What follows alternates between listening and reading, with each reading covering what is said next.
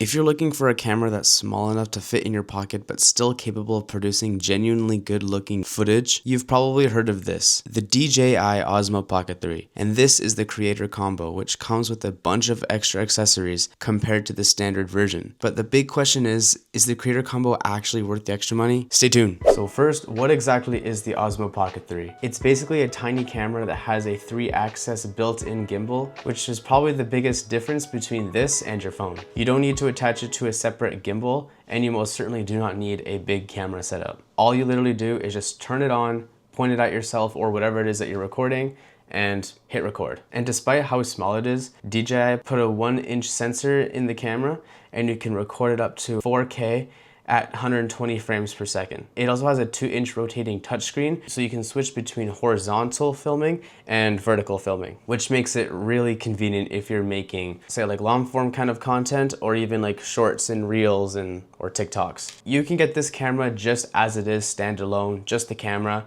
but there's also a creator combo that you can purchase, which is essentially what I got. So what exactly makes this the creator combo? Well, you get a few extra stuff. Along with the actual camera itself, you get the DJI Mic 2 transmitter, a battery handle, a mini tripod, a wide angle lens, a carrying bag, a protective cover, a wrist strap, and also a regular handle with a 1/4-inch thread. So you're basically getting a complete little content creation setup right out of the box. Let's start with the biggest reason why I probably got the creator combo. It is the DJI Mic 2. Now, also just for reference, I am using the mic right now, and I'm filming with the Osmo Pocket 3. Everything you see, everything you hear is exactly what you will get if you were to purchase this combo. Having a wireless microphone is so convenient for like a setup. You can either clip it onto your shirt with the clip, or it also comes with a tiny little magnet. So you can place the magnet inside your shirt, allowing you to place it anywhere. You don't have to worry at all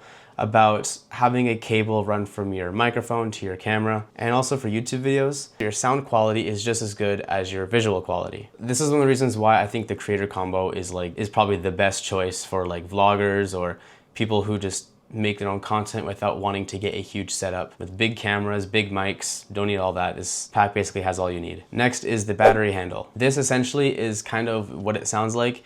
You basically just attach it to your camera, and it basically gives you more battery. Not only is it an extension for your battery, but it also extends the length of the actual camera itself, so it makes it a little easier to hold, so you're not holding it super with like a tiny handle and the camera's right here.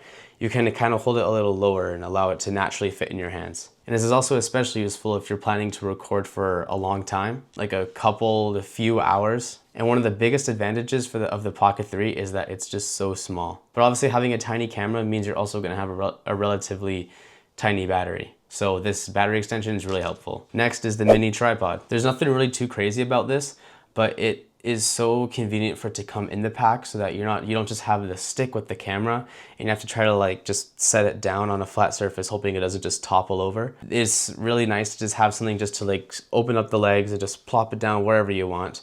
And also with the camera, it's compatible with basically any 1/4-inch thread. So you can order a bigger tripod, but it still has the thread that's compatible with the Pocket 3. Basically screw it on and then it's just as if it's the mini tripod. But having just the mini tripod is really great, because then even then you could just like, even right now I have like 10 maybe Xbox game cases stacked up on top of each other, and I have the camera using the tripod just sitting there. It's one of the accessories you might think that you might not have to use very much, but it's probably the ones that you will use the most. So you can put it on a desk, table, a laptop, anywhere for a nice stationary shot. And because the camera itself is so small, the whole setup is not taking any space. Then we have the wide angle lens. This is useful for talking videos if you don't have a lot of space between the camera, so it can just open up, just expand the scene a bit. And without this, you would basically just have the normal field of view that the camera comes with. You can zoom in, but you can't really zoom out, so this helps a lot with expanding the video. By putting this on gives you a wider shot, which makes it easier to fit yourself and your surroundings into the frame. I wouldn't say that it's something that you leave on all the time, but when you actually need a wider shot, it's really useful. Now let's talk about the camera itself. Probably my favorite thing about this camera is just how small it is and how good it is in terms of its quality and its convenience and just all around everything that you need. If you want something that's just maybe a step up from your phone, then this camera is definitely what you need. Especially since a nice convenient thing about the phone is that it's so small, it's just always in your pocket. This is even smaller and it can produce arguably maybe even better quality video and has the wireless mic transmitter and all the little things it comes with, at least within the creator pack. And the gimbal makes a huge difference. So when you're walking around, the footage is really smooth and it's not like ka-dong, ka-dong, ka-dong. I mean, you might still see a little bit of a bobble, but it's really smooth and helps a lot with keeping a nice stable picture. Another thing I really like is the screen on the camera. All you do is just basically flip it horizontally and it turns on and you see yourself or whatever it is that it is facing instantly. Also, what's nice about this is that when you're filming yourself, you don't have to worry about, say, like your iPhone, right? The back camera on the back of your phone can be better than the one that faces you. The same camera that's looking that way is looking the same way. So it's the same camera. You're getting consistent good quality without worrying if, say, you're in frame or if the quality is good wherever it is that you're filming. And switching between horizontal and vertical shots is incredibly easy. So if you make YouTube videos or Reels and TikToks, this is the camera that you need. And then something else that also makes it a lot easier to basically control the camera without touching it is its active tracking. Essentially what it is that you will select something on the screen that is currently being recorded, or maybe even just like pre-recorded, but something that's showing on the screen that the camera is capturing. You double tap it, it will basically just track whatever it is that you've set it to. If something is moving, the camera will automatically just keep it in the center of the frame. In fact, let's just test it out right now. So I'm gonna double tap myself and it now says active track enabled. And I'm just gonna stand up and it's keeping me at the direct center of the frame. And obviously there is a limit as to like how far it will turn.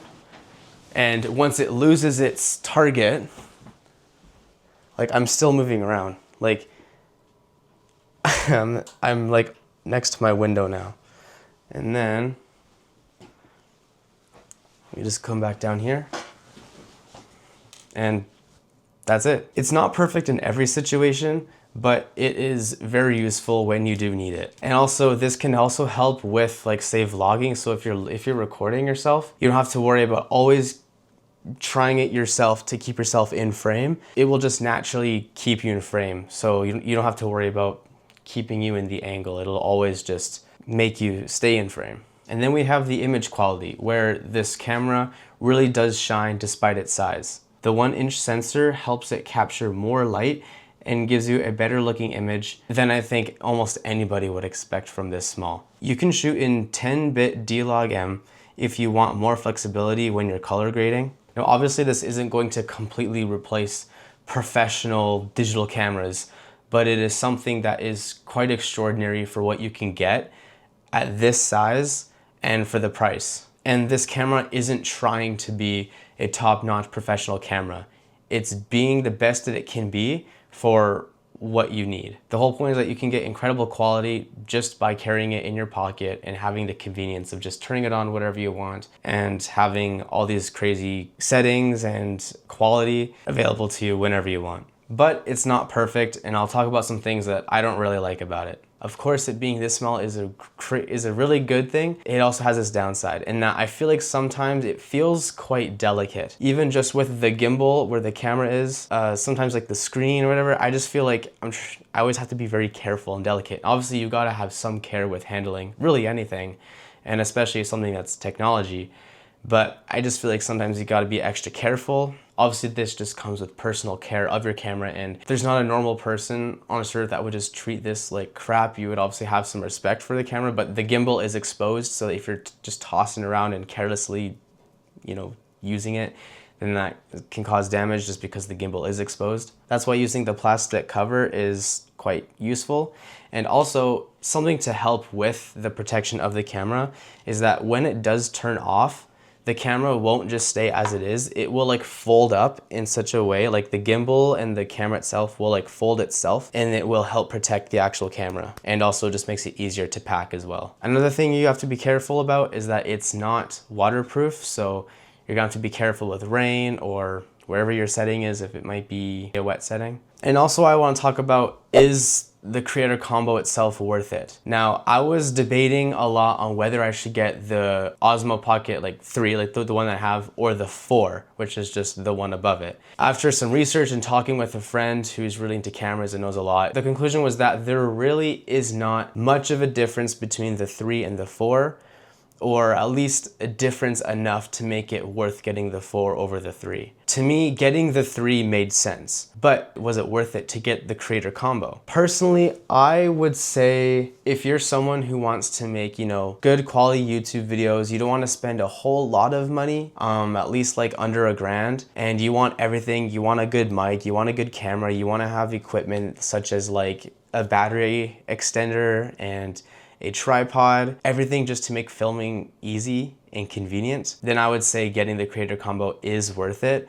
But if you're someone who just wants to like take it on a trip, like I've seen lots of people use this just for trips, but if you're just wanting to use it for a trip or something not as, you know, intentional as like actual content creation, then I wouldn't recommend it. Just get the camera itself. But if you're actually serious about making content, then it is definitely, I would say, worth it. Overall, I think the Osmo Pocket 3 is one of those cameras where the biggest selling point isn't actually one specific feature. It's the fact that everything is just so convenient. It's tiny, it's stabilized, it has a rotating screen, it has great autofocus, it can shoot 4K, you can connect a wireless microphone directly to it, and you can literally just put it in your pocket and go. For someone who just wants to make YouTube videos, vlogs, reels, simple things like that, this is a really hard camera to beat. Anyway, that's just my experience with it. I did see that DJI is actually coming out with another Pocket camera, so I might make a video on if it's even worth getting the newest version, or heck, even just this Osmo 3. So if you guys would like to see that, let me know, give this video a like, and subscribe and put post notifications so you don't miss it. I do hope this video was helpful. It's for me, I was looking for a camera that I wanted to move on from my phone, and it's still something I'm still getting used to, but it's been very good, and so I hope this video was helpful. And I'll see you guys in the next one, Lord willing. Peace out.